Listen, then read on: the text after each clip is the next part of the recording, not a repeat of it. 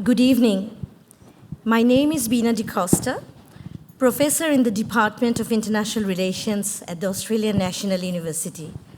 It is my great pleasure to welcome you to tonight's ANU International Women's Day event, Women in Leadership, Balancing the Scales.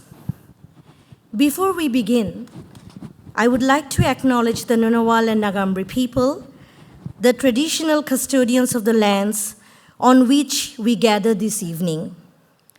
I recognize their continued connection to the land and waters of this beautiful place and acknowledge that they never ceded sovereignty.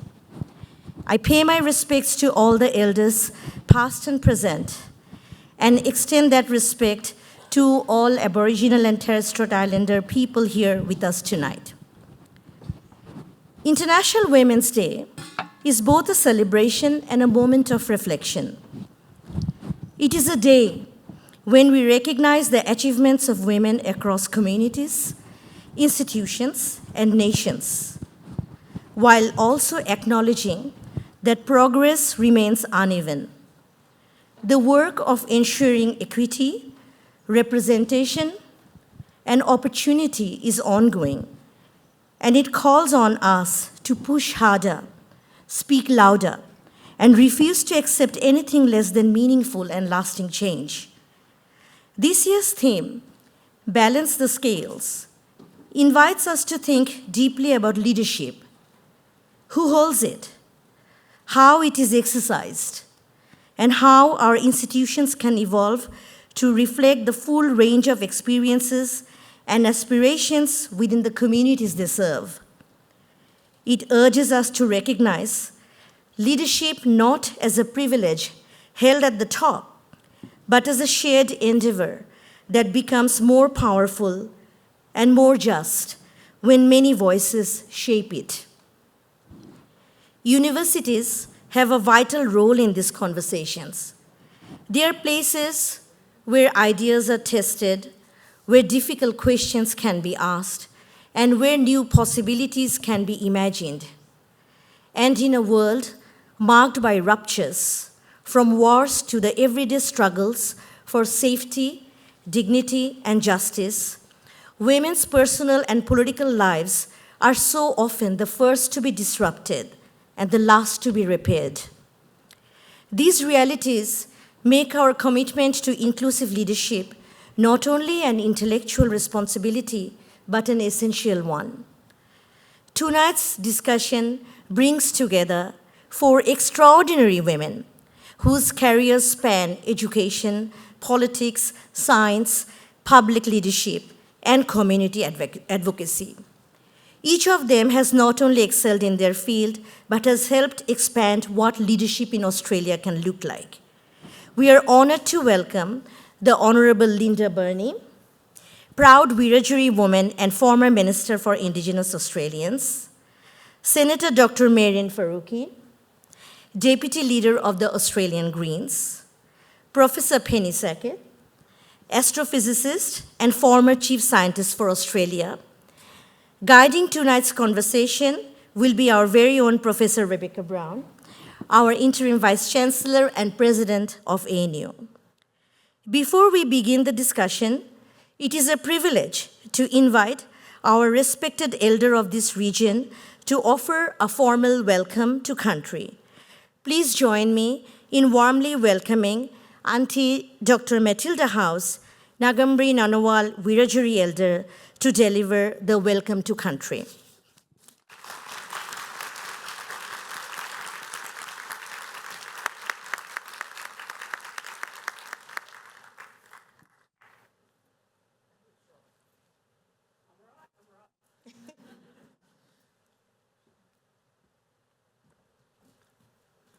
Hello.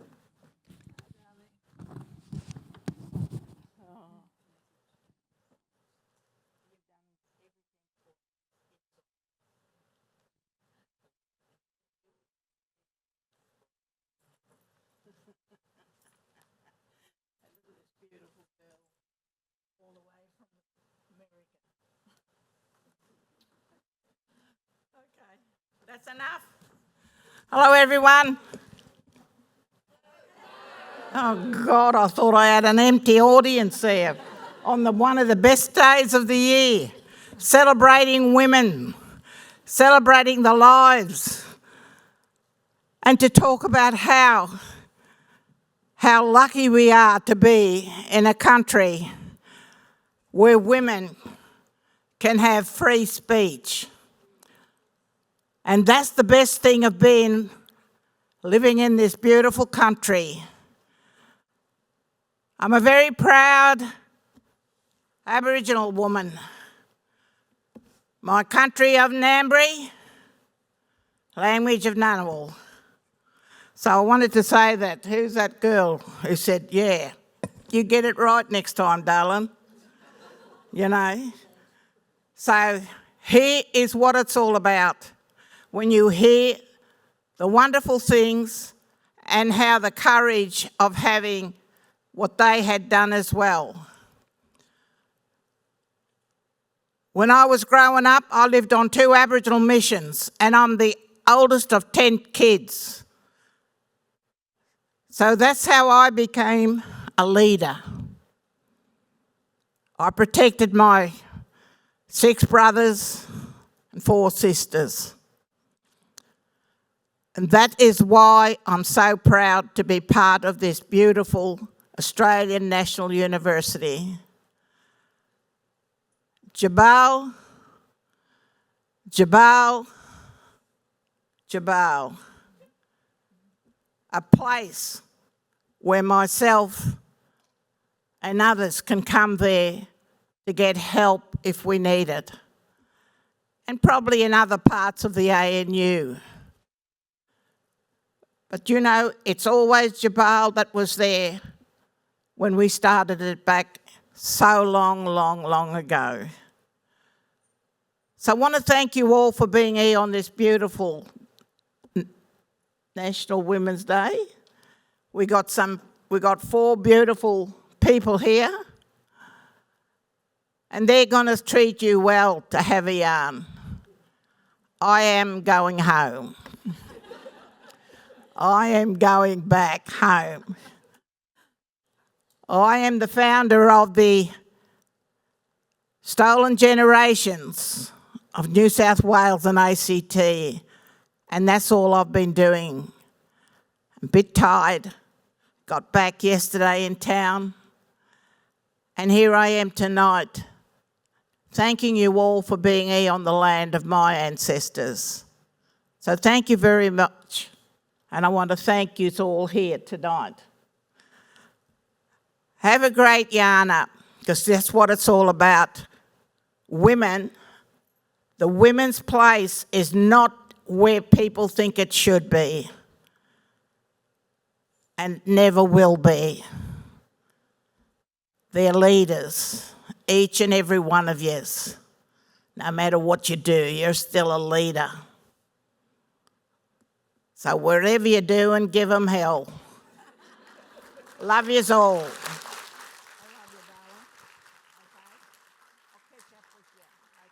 I'll catch you all. See you, Linda. Thank you, Auntie Matilda House, for welcoming us all to country. I too acknowledge the unceded and very sacred lands that we're meeting on this evening of the Ngunnawal and the Ngambri peoples, and I pay my respects to elders past and present. I extend that respect to all Aboriginal and Torres Strait Islander guests, colleagues, students and alumni that are with us this evening. And I too acknowledge Jabal, because it's also a beautiful respite and a place for me as a leader. Bina, thank you so much, Dr. DaCosta, for welcoming us as well. And I want to recognise the really important work you do in advancing conversations about accountability, dignity and the protection of vulnerable communities for us at ANU. International Women's Day gives us an opportunity to pause and reflect on the contributions that women make across our communities, our institutions and our society. It is a moment to consider the work that also lies ahead in expanding opportunity and ensuring equity, Here at ANU, we often return to what sounds like a very simple idea that sits at the heart of our university, and that is first, to know the nature of things. It speaks to curiosity, to understanding the world around us, and to the role universities play in helping society think more deeply about the challenges we face and to help us to act well. International Women's Day invites us to do that, to reflect on progress, to listen to experience that we're going to listen to this evening, and to consider what more we can do to create an equitable future for all. This year's theme, Balance the Scales, encourages us to think about how we continue advancing equity and opportunity across our institutions and across our society. So at ANU, this is our 80th year, and it feels like a particularly important moment for us. For 8 decades, we've been shaped by the people who have challenged societal assumptions, expanded our knowledge, and helped open opportunities for others. Equity in all its forms matters deeply to universities, and the leadership of women across our sector continues to shape how knowledge is created, shared, and applied. Tonight, I can't tell you how privileged I feel to be here with these 3 incredible women. We're very fortunate to hear from 3 remarkable leaders who have each in their own right made an extraordinary contribution to their fields. And what I want to say a few words about our panel this evening. They truly are trailblazers. The Honourable Linda Burney, Senator Dr. Mehreen Faruqi, and Professor Penny Sackett, we thank you so much for giving up your time this evening. What some may not know, but I know many do, each of these women beside me have been the first in their fields. They are firsts. They're first in their roles, first in their fields, and first to occupy spaces where women weren't present. And being a first, as we might know, is never easy. I think so.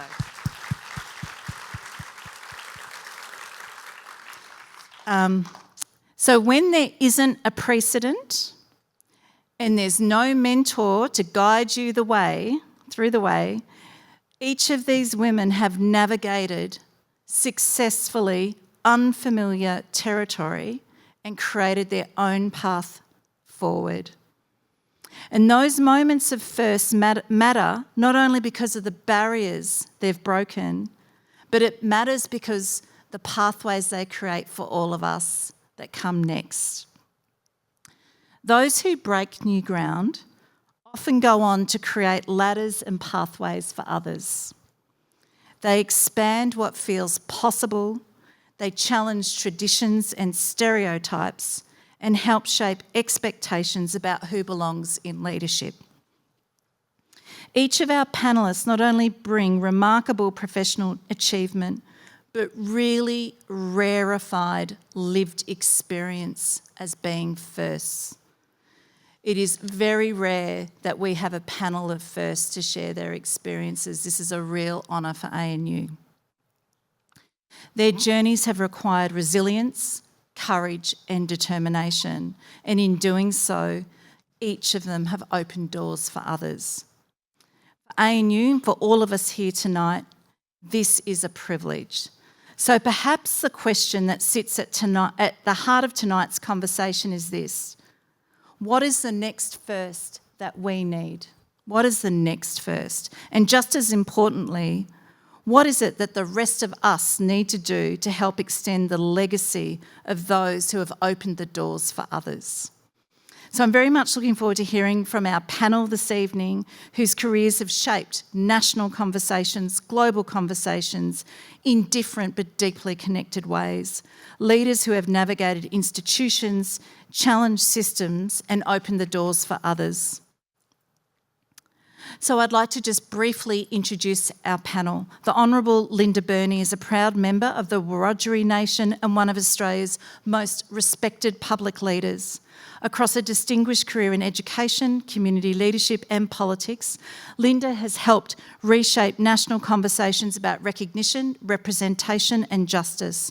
She was the first Aboriginal woman elected to the New South Wales Parliament, later the first Aboriginal woman elected to the House of Representatives, and most recently served as Australia's Minister for Indigenous Australians before announcing her retirement from federal politics in 2024. Linda's leadership has played an important role in some of the most significant national conversations about reconciliation and the future relationship between First Nations people and the Australian state. Next, Senator and Dr. Mehreen Faruqi is a civil engineer and an environmental engineer. She's an academic and a national political leader who currently serves as Senator for New South Wales and the Deputy Leader of the Australian Greens. Before entering federal politics, Mehreen worked across engineering, local government and academia, including at the University of New South Wales. Mehreen was the first Muslim woman elected to any Australian Parliament when she joined the New South Wales Legislative Council in 2013. Later became the first Muslim woman elected to the Australian Senate. Throughout her career, she has been a prominent voice on issues of equity, climate action, education and social inclusion, and is widely recognised for her advocacy on behalf of underrepresented communities. And finally, Professor Penny Sackett is an internationally respected astrophysicist and science leader whose career has spanned research, policy and national leadership in science. She previously served as the Director of the Research School of Astronomy and Astrophysics at ANU, where she led one of the world's leading centres for astronomical research based at our Mount Stromlo Observatory. Penny was Australia's Chief Scientist between 2008 and 2011, becoming the first woman appointed to the role, and was critical in strengthening the connection between scientific expertise and national decision-making. Her career has spanned research, public leadership and science policy, and she continues to contribute to national and international conversations about science, sustainability and the role of evidence in addressing complex challenges. Linda, Mehreen and Penny, thank you so much for being here this evening.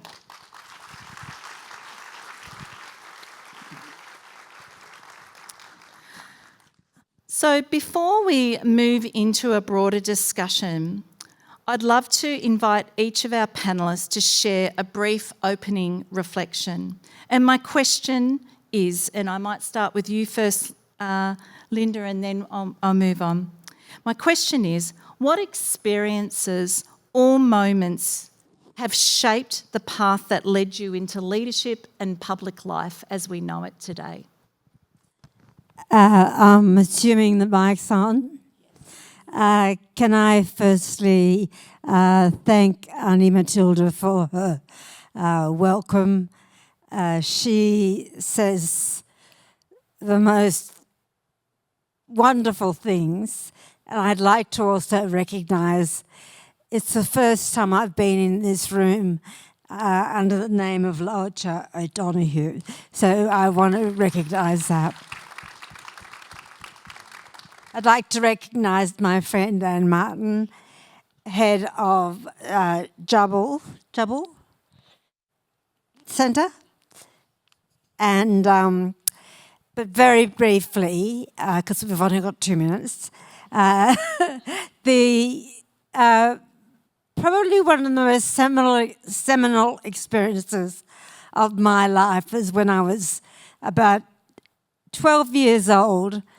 I grew up in a really tiny country town. There's more people in this room than in the town that I grew up in. And I remember sitting on the front veranda. I was raised by my great uncle and aunt, who were non-Aboriginal people, and very brave. And I remember sitting on the front veranda thinking that my life was walking down a track, and there was a a Y at the top. You could go two directions. And back in the time that I was very young, it was common for Aboriginal people to pass themselves off as other nationalities because it made your life easier. And I knew that I had a decision to make about who and what I was. And I took the road, the path that was windy and difficult and rocky, but it was a path of truth. And that was about my identity. I think the other thing for me, it just doesn't occur to me that you can't do things and make sure they happen. It's just something that I've grown up always feeling and never considering that this won't happen.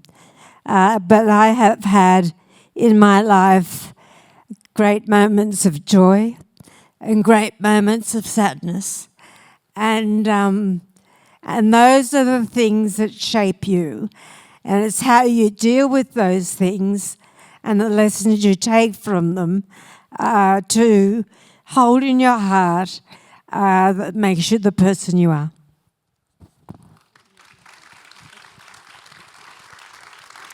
Mehreen, what experience or moments have most shaped the path that led you into leadership and public life?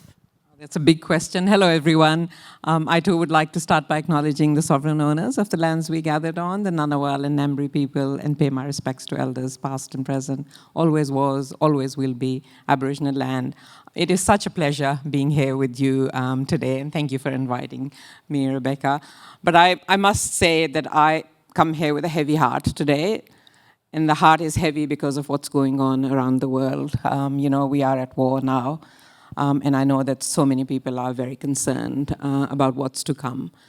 For me, moments like these are definitely moments that shift my mindset. But I think by and large, who I am today is the influence of the matriarchs in my family. My mum, my grandmother, like my ammi, my ammaji, my popo, who's my aunt. They all kind of shaped me in different ways. My mum is like the most generous and kind person you could ever meet, with such a huge heart. My grandma let me do things that my mum didn't let me do. I like play cricket on the streets with the boys and fly kites to my heart's content from the roof of my house. But it was my aunt who really, I guess, made me a staunch feminist, who always taught me to stand up for what is right, no matter the consequences, to tell the truth, to stand up for justice. So I guess that's who has influenced me in life. But one of the big moments in my life was when my husband and I and my one-year-old son with 2 suitcases migrated to Australia. We knew no one. We had nothing except the 2 suitcases and the 3 of us. And I think that kind of allowed me to let go of the fear of the future. When you make such a big step, not knowing what you're going into, I think life kind of becomes an adventure. And it did for us for a little while. And, obviously other things happen as well. And just the last thing I'll say, because that is something a lot of people have asked me, like, why politics? Why would an engineer go into politics or an academic go into politics? And what was that moment? And there was actually a light bulb moment for me there. I got involved in the Greens because I just wanted to be part of a movement of creating a change for a better world. But as part of that process, helping someone in one election, I started door knocking. And I felt it's such an honor to be able to open someone's front gate, knock on their door, and have a conversation with them, listen to them about what their hopes and dreams were. It restored my faith in humanity. There were a few doors shut, but by and large, people are just good.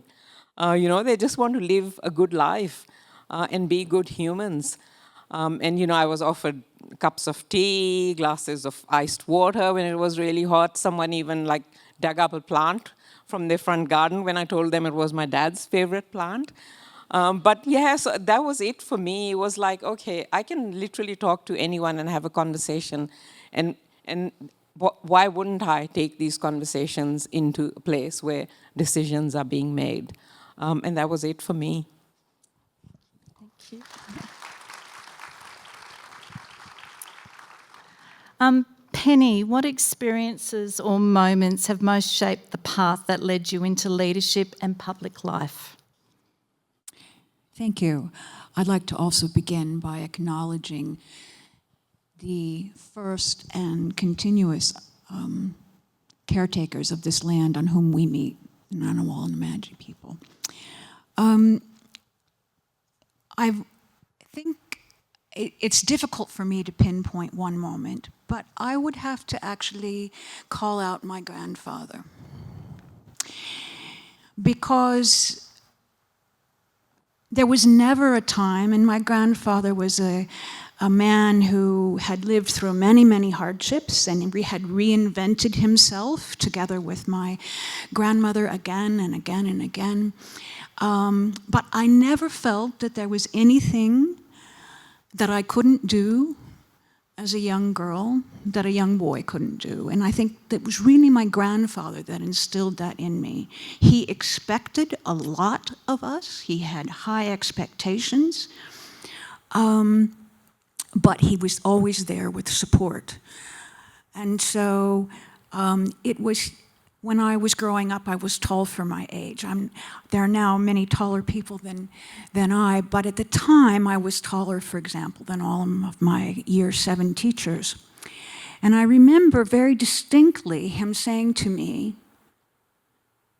"You must never be ashamed of being tall. You must always stand straight and stand firm, and maybe practice that every day.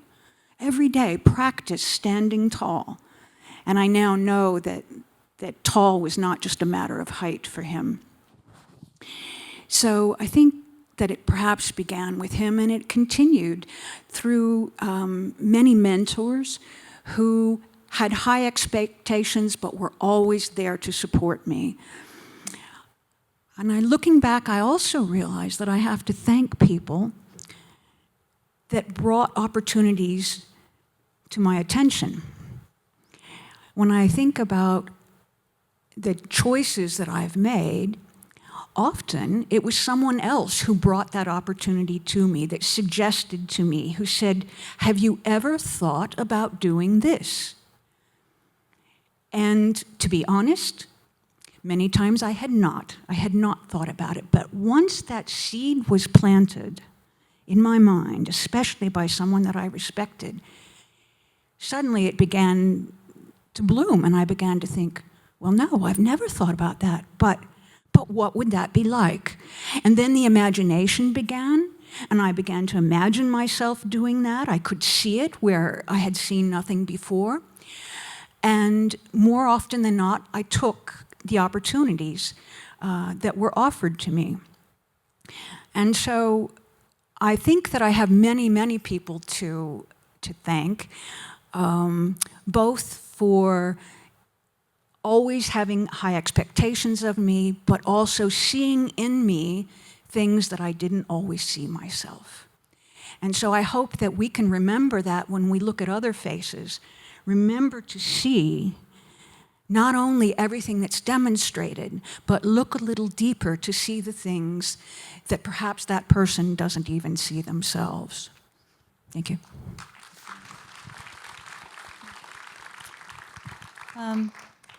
Each of our panellists have built careers, very successful careers, in institutions that weren't designed to include your voice.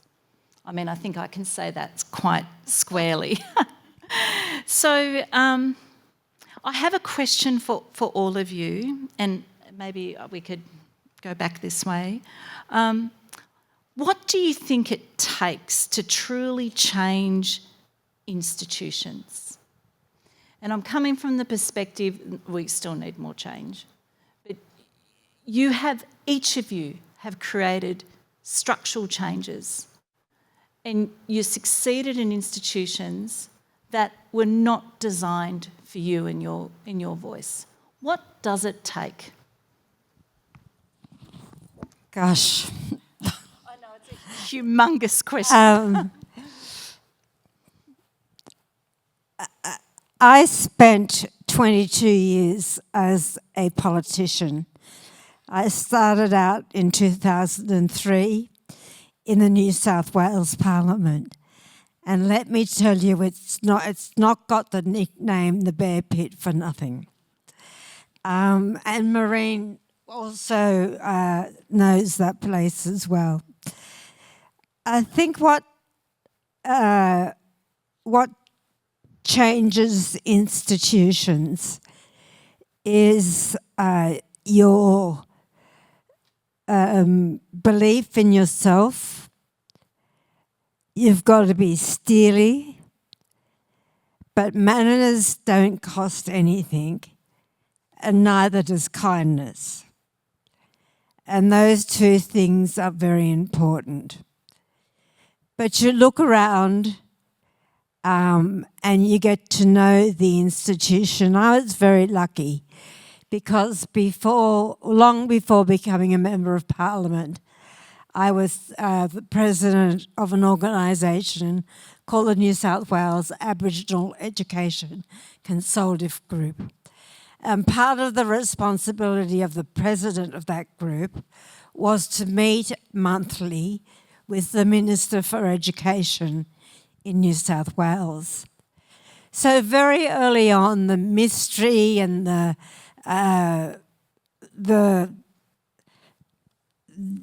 lack of understanding, I guess, of how Parliament operates fell away for me. And I got to know that parliamentarians are just people with big jobs.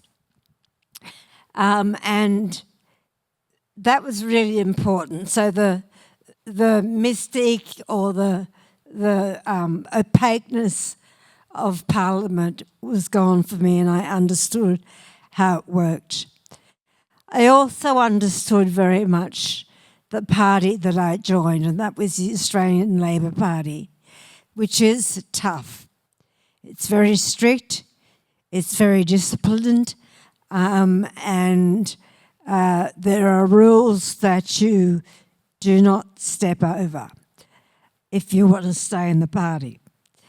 But the other thing that was most important was to always conduct yourself with the highest propriety, to conduct yourself honestly, and to not put up with bullshit, quite frankly. And those things I think I did well. But the other thing was, in the very, very early stages of my career, I made it very, very clear to my colleagues and to the media that I was not the Aboriginal Member of Parliament. I was there to represent the people of Canterbury, and I happen to be Aboriginal. But that Aboriginality is who I am. It's what I am, and it's what shaped me. And I brought a perspective to the parliaments that I worked in and to the people I worked with that they hadn't thought about, or they hadn't considered, or they hadn't taken into consideration in terms of the decisions they were making and what that would mean for Aboriginal people. And you've only got to look at some of the laws that are being brought in today, particularly in the Northern Territory, to see who's going to end up in jail, to see who's going to be the kids most locked up. So there is still, as Rebekah said, much to do. But essentially, I was true to who I was. I made sure people understood who I was. I was kind to people, I was courteous, and I was steely. And I think I was pretty intelligent as well. So those those things in combination bring about change. And they bring about change because you're sitting there and people have got to say things in front of you, or they seek your views. And those are the things that brought about change. Thank you, Linda. And getting goosebumps. Mehreen, what does it take from your experience to truly change institutions? So I'm a troublemaker, very proud of it. I tell it like it is, no holds barred. I get into trouble for that as well. And I question everything. Honestly, when I was told when I was a kid that I could not be a civil engineer because that's something that men do, I just, I wasn't willing to accept that. And I guess my going to uni and studying civil engineering was more to do with being defiant rather than having a love for that profession. At that time, I did end up loving it, and I loved my 25-year career in civil engineering and environmental engineering. When I read the theme of this International Women's Day, Balancing the Scales, I questioned that. Because we need to be much more ambitious than just balancing the scales. There's still, at current pace, I think it'll take 130 more years to reach gender parity globally. That's 5 more generations. I'm not going to accept that. We need to be much fiercer. And so when we had our International Women's Day Iftar last Friday, the theme for our event was Bad Bitches Rise Up. That's what we need to do. But I guess in terms of how how I look at change, it is, of course, it's a process. And there's different circumstances of different times or moments in life where you use different ways of creating change. So for me, a career has never been going up the ladder. It has always been about contributing something to the organization I work in, but also then standing up to the organization when I see unfairness or injustice happening.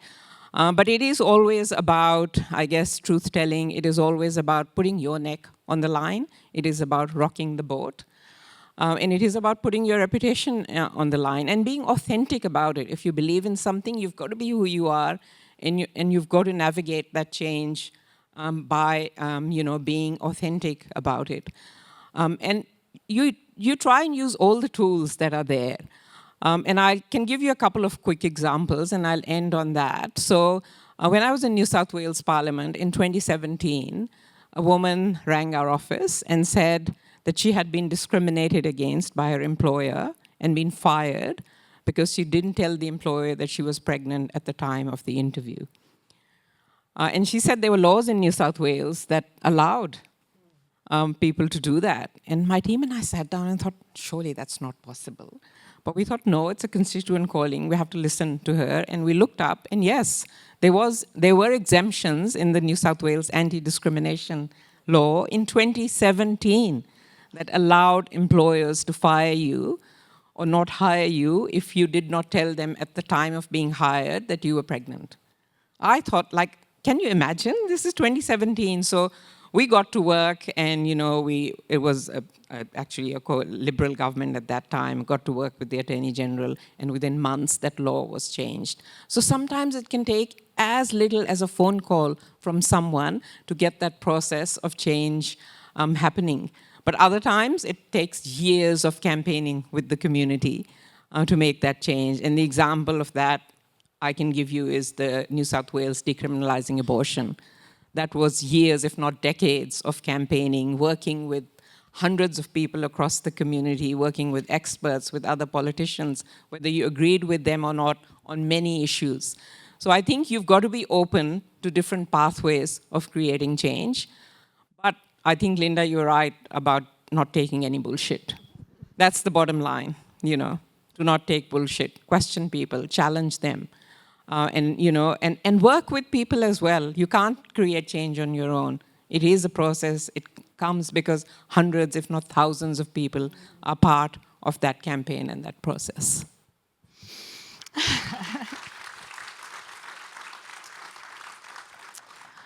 Penny, from your experience, what does it take to change institutions?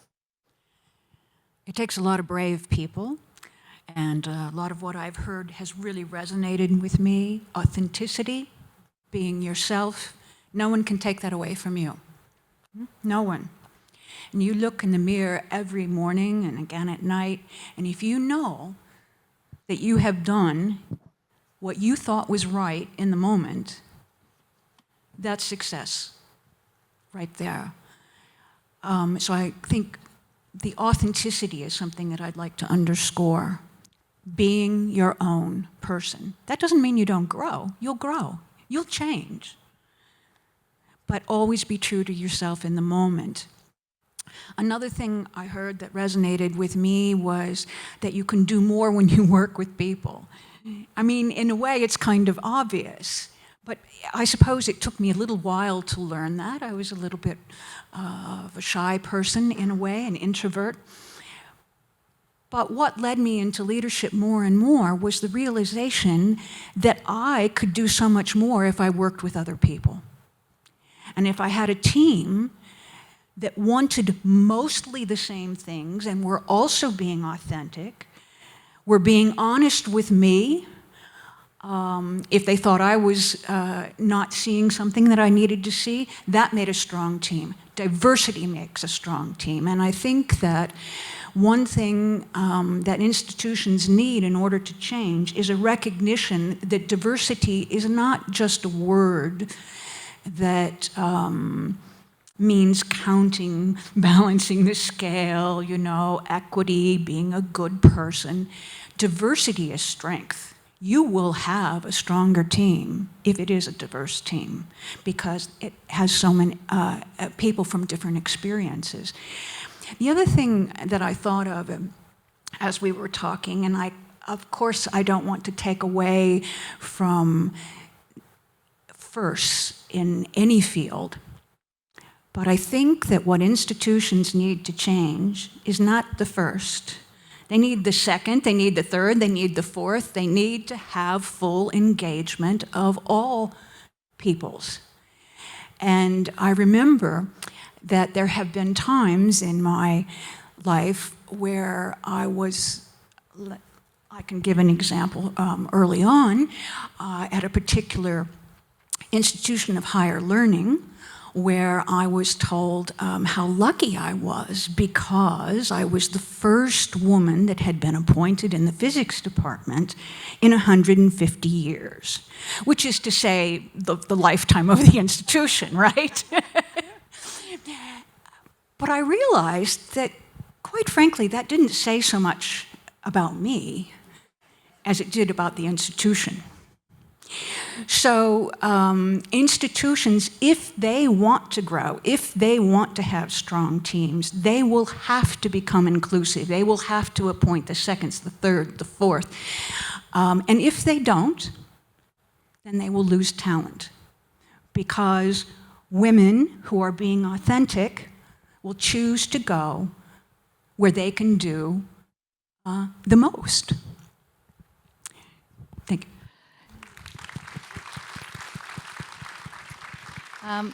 Just while I'm looking at the questions coming up from Slido, and there's a question for each of you, and I will hope that we have some time also, but these questions are from you, from the audience. I thought I might just add, as a fellow civil engineer, and first I was the only woman that graduated in my year, my final year, I was told by the head of my school that smart girls do engineering because that's where they find husbands. That was a group of 8 university. Did it work? No. Sort of, no. Okay. Linda, you have often spoken about the importance of voice and recognition in shaping the future of the country and the future of women and girls. What do we need moving forward? I shouldn't say moving forward. I know there's a lot of people that don't like that management language. What do we need as a nation going into the future to address these really difficult and systemic challenges? That is a massive question. So let's slim it down a little. And I'll speak from the perspective of First Nations issues. And I would describe myself as a glass half full person. And obviously, the devastation of the referendum 2 years ago is something that I know all of us feel. But there were some really, really positive things that came out of that defeat, including in communities where there were mostly Aboriginal people, like Yuendamu and places like that. The vote was around 92, 86%. And I think that says something. We've also seen a group of young First Nation people coming out and understanding that they've got to step in to leadership roles. We also had 6.5 million Australians stand with us. And that was incredibly, incredibly important.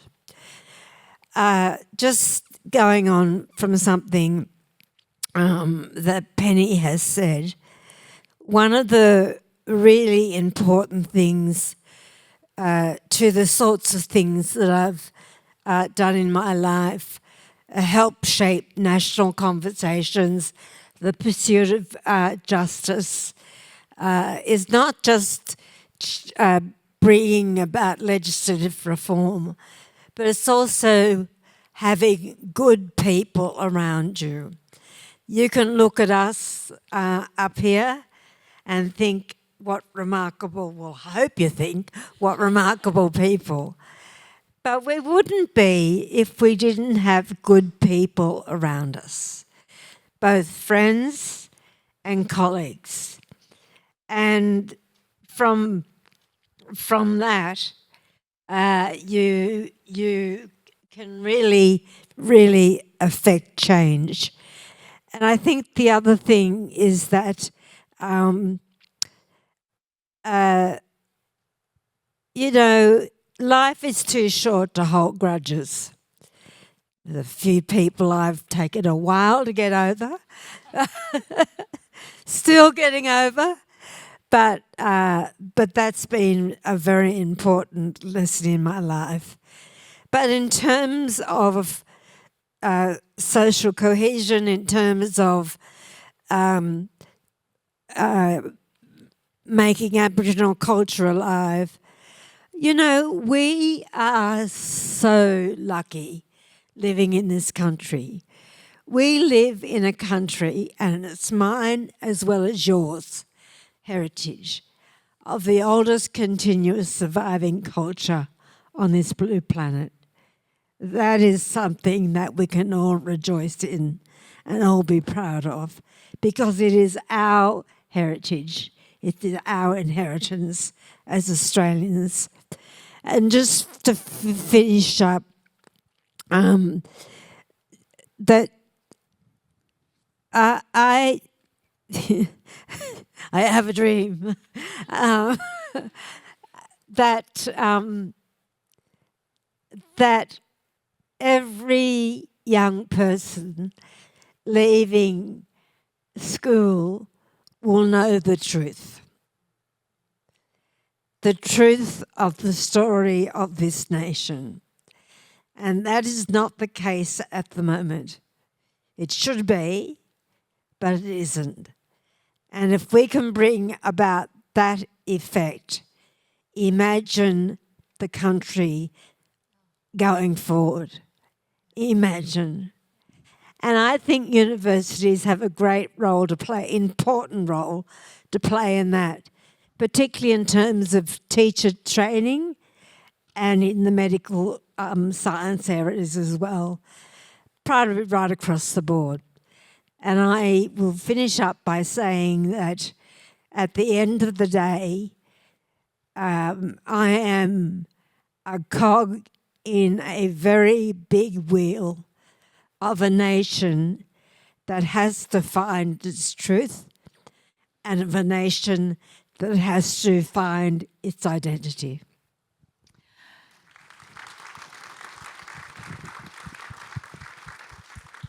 Mehreen, our next question. You have spoken openly about the realities of navigating public life as a woman of colour in Australia.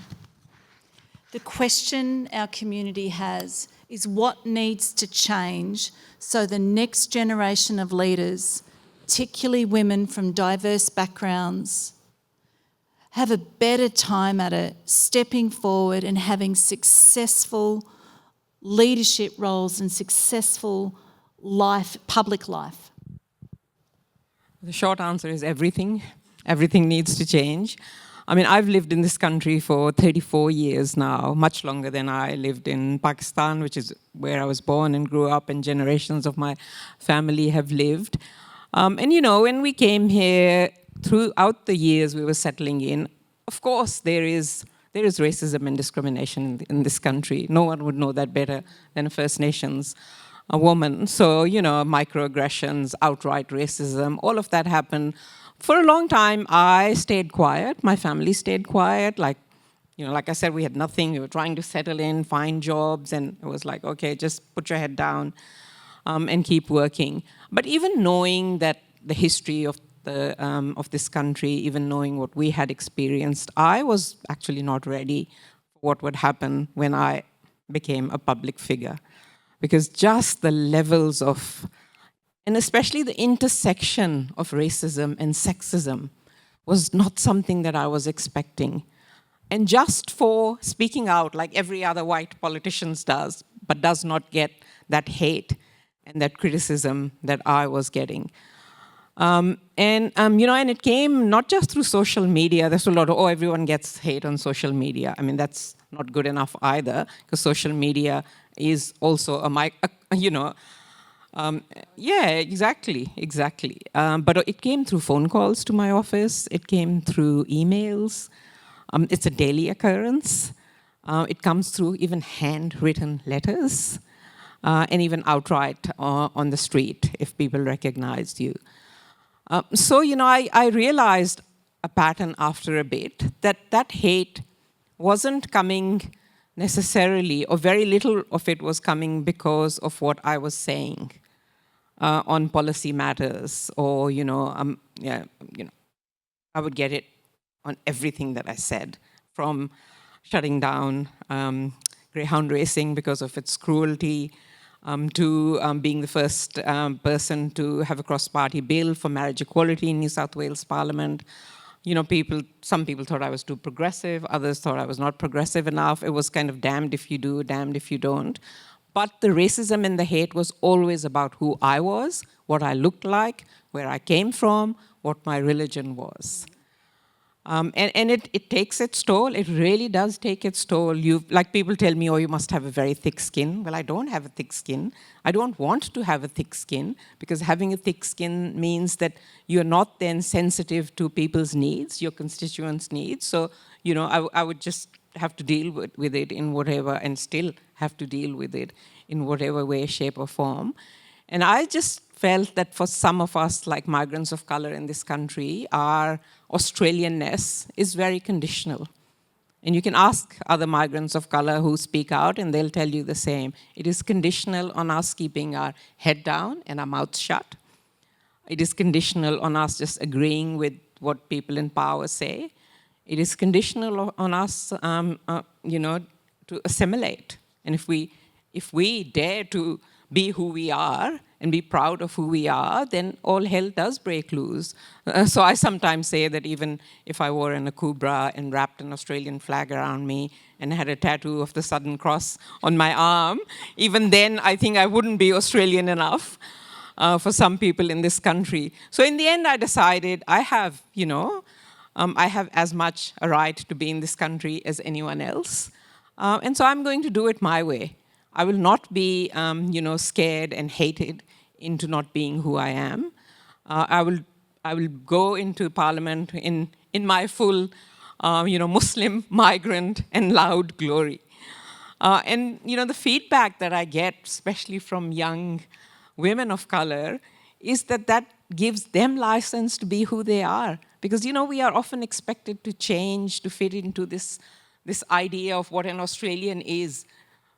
But in reality, what I think is so amazing about Australia is that there's people from all around the world who are here, living in what belongs to First Nations people.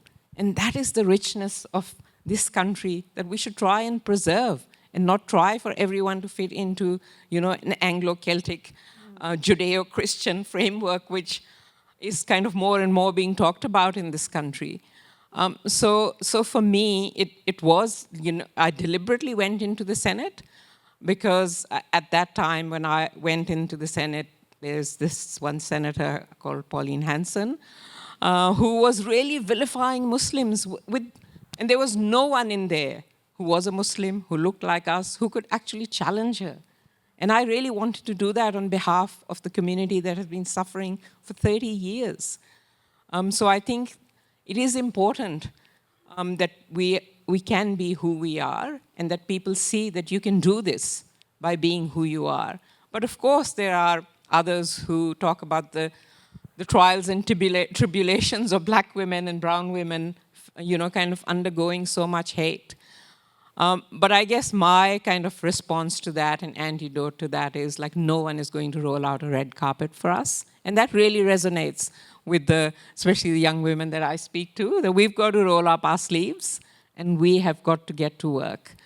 And I can see that happening already. First Nations women, women of color who are leading climate campaigns, who've been leading, Justice for Gaza campaigns and every other single campaign. So, we're not afraid. We're not afraid. We will not be silenced because of this hate. We've got to stand up. We've got to challenge it. We will keep speaking out. And I think there's more and more of us there. And here's to many more of us in the future.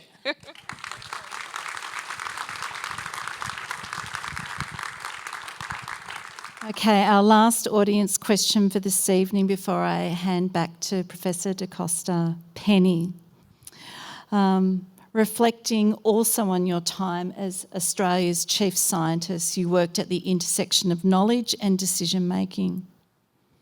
What changes have made the greatest difference in expanding opportunities for women in science and leadership, and what else do we need to do? Oh, another huge question. I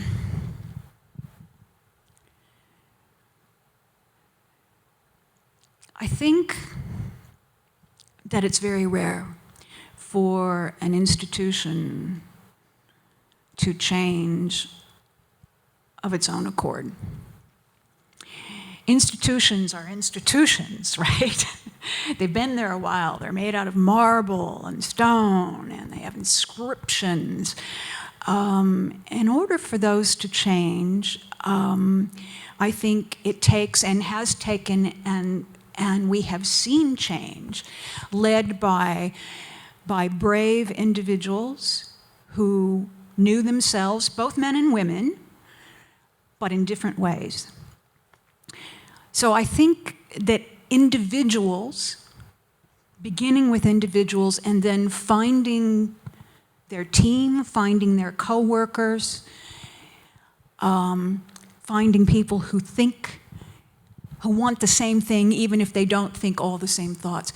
Those are the beginnings of change, and that can snowball, and has. But there still is a lot to be done, there's no doubt about that.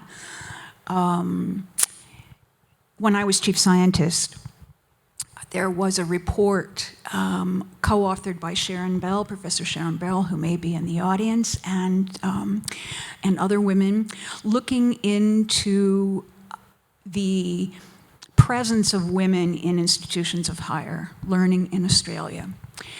And this report is burnt into my memory, 2009, in case you want to look it up. for the famous scissor diagrams. So the scissor diagrams were a plot of the fraction of women in whatever, for example, the fraction of women in at undergraduate level, the fraction of women as vice-chancellors, the fraction of women in science, as a function of professional standing, you might call it. So you might start off as an undergraduate, and then perhaps you go further, get a graduate degree, you go to university, maybe A, B, C, you become an assistant professor, and eventually a professor. Well, what was striking to me, especially in the natural and physical sciences, and I can only say it was worse in engineering, was that at that time, in 2009, women, young women and women were represented at about equal numbers in the natural and physical sciences as students, as PhD students. But then something happened. When they stopped being students and perhaps started to imagine themselves as colleagues, things began to change. And so while the two lines were quite equal, through about level A, suddenly things began to change. The number of women as a proportion dropped and the number of men went up. Now that was in 2009. And I know there has been some work done in 2016, but I don't know of any recent data. And as a scientist, and wanting in the beginning to know the nature of things, I think we need to look at that again. And it isn't just the numbers, it's asking why. It's doing exit interviews for everyone. Why are you leaving this institution? Why? It could be for a very good reason, by the way. We don't necessarily want all women to be sequestered in universities, do we? But I think we need to look at that because there is not a natural flow-through. It isn't enough to say, oh, when we're equal numbers at level A at university, then if we just wait 4 or 5 years, then there'll be equal numbers at B. And then, wait another, just wait. I've heard just wait all my life, and I've just turned 70. So I don't have a lot more years to wait. And so I think that one of the things we need to do is generate that information, conduct interviews with people, ask them why, ask what matters to them, and then make what they want to happen, what matters to them, happen. Thank you.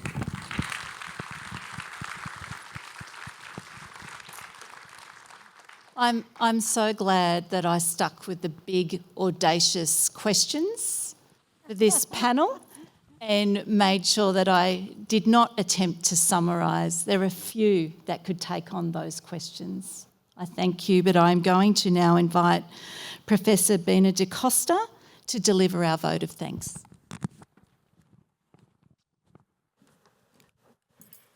Tonight has been such an inspiring and thoughtful conversation, and I want to offer my heartfelt thanks to Professor Rebekah Brown for guiding and holding this discussion with such care and clarity. The ideas shared tonight, particularly about troublemaking, will stay with me for a long time, and I suspect they'll keep nudging many of us into future conversations. The good kind, the ones that stretch us a little. Please also join me in thanking our wonderful panelists, the Honourable Linda Burney, Senator Dr. Mehreen Faruqi, and Professor Penny Sackett for their generosity, their honesty, and the spark they bring to these questions of leadership, courage, and change.